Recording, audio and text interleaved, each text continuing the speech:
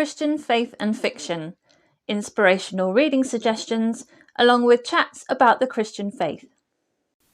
The following episode is an audio version of a video that I recorded for my YouTube channel, Christian Faith and Fiction.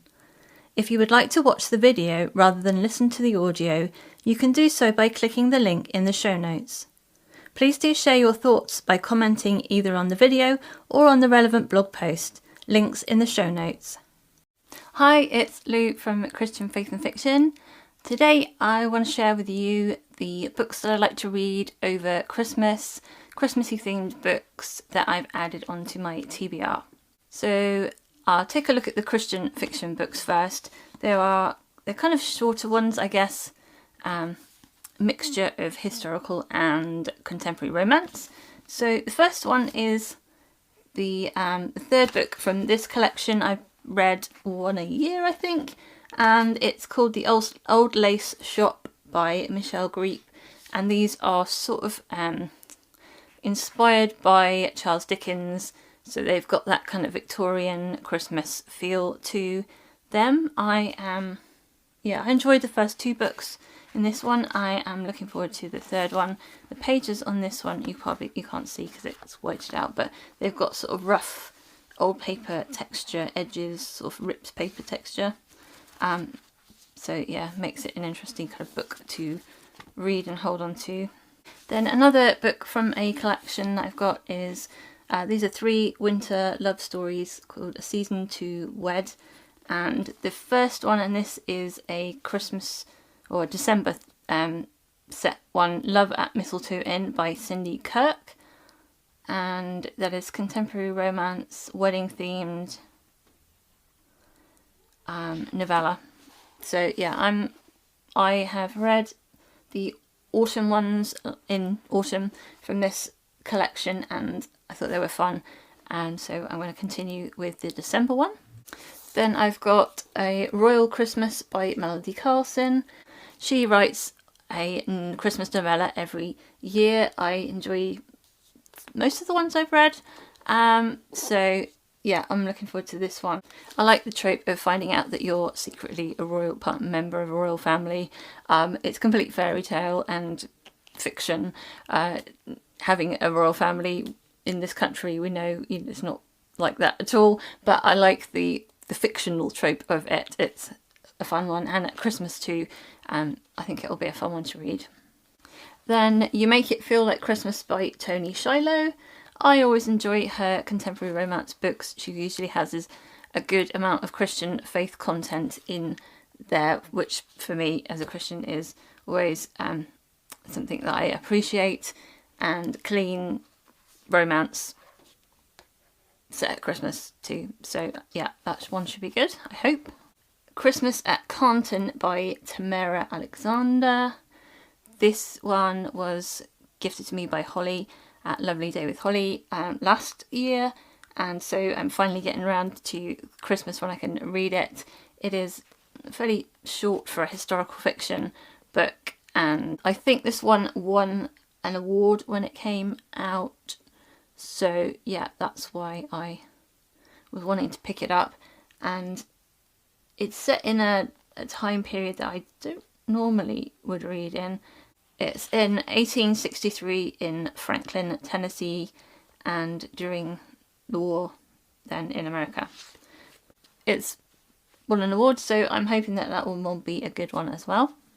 The last of the physical books that I've got is All's Fair in Love and Christmas by Sarah Monzon. Again, another contemporary Christian romance, and sounds really good fun.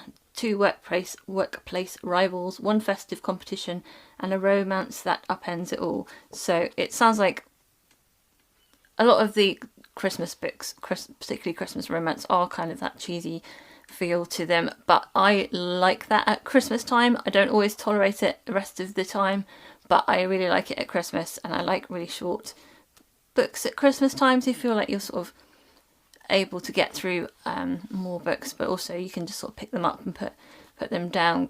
Don't have to have a long commitment to a long book, which is easy to fit in around everything that's going on. So yeah, I hope that one will be a fun contemporary romance, but we'll see.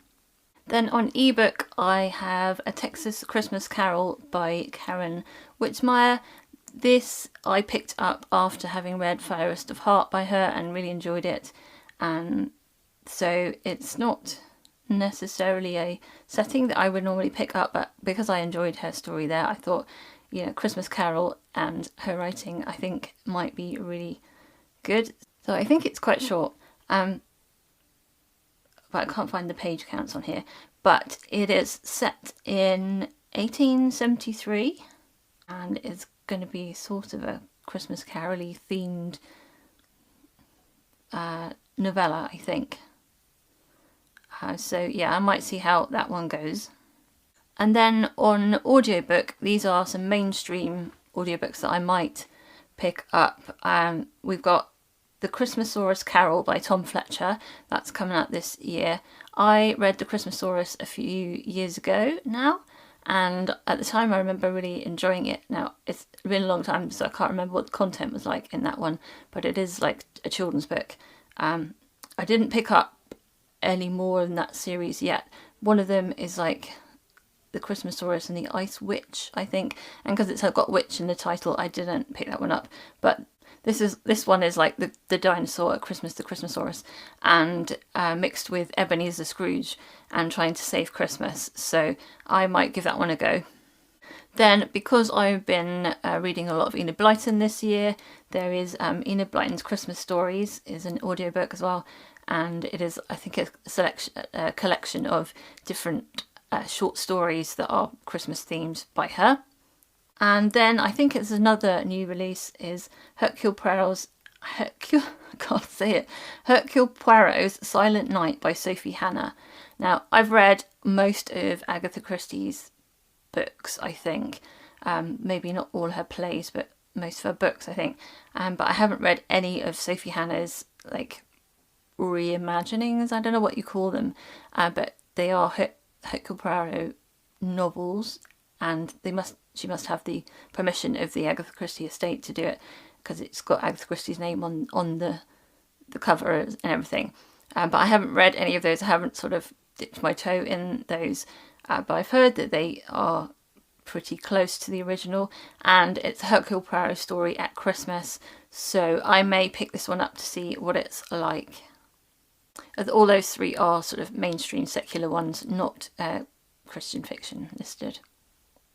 So those are the selection of books that I've picked out that I may or may not read in December. Let me know in the comments which books you have put on your list to read this Christmas, and if any of the books that I've mentioned are ones that you might think of picking up as well.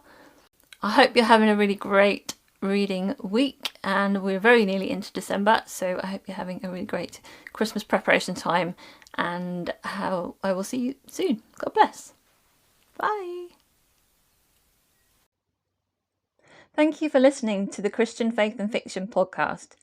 If you would like more information, you can click the link in the description. Don't forget to subscribe on your podcast app to make sure you catch the next episode.